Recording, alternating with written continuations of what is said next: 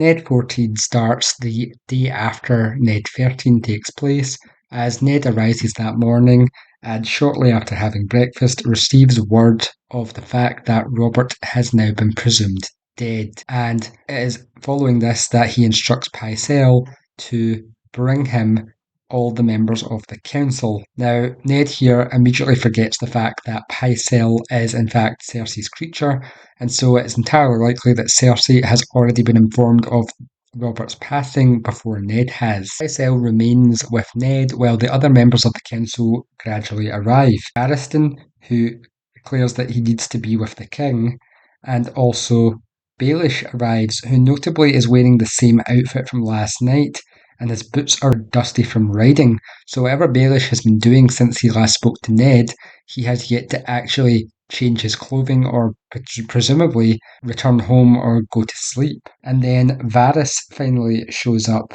leaving Ned to discover that Renly has left the city, striking a blow to Ned's potential strength here.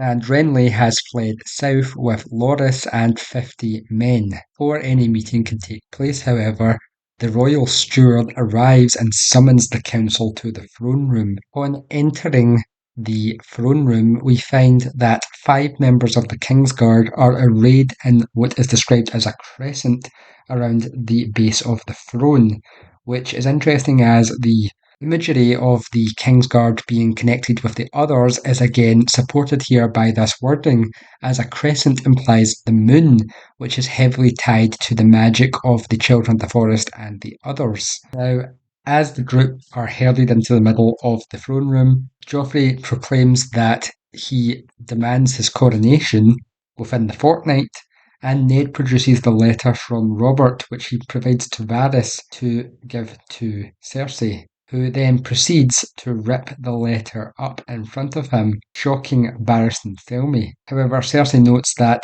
the words of a dead king mean nothing now that we have a new king. Ned proclaims loudly that Stannis is the true heir, which enrages Joffrey and leads to an altercation escalating as Cersei instructs Barristan to take Ned, leading to Ned's guards to pull their swords, who then lead to the Kingsguard and the Lannister guardsmen to draw their swords. Cersei had offered Ned the chance to take the deal that he had given her and take exile in exchange for giving her peace to live out the rest of her life without the secret being revealed. And having ignored this, Cersei commanded the guards to draw their weapons. However, Ned thinks he has trumped Cersei here and gives the order to Janos Slynt in order to take them under his control. However, when the Goldcloaks pull their swords, they instead kill Ned's guard, first taking out Tomard.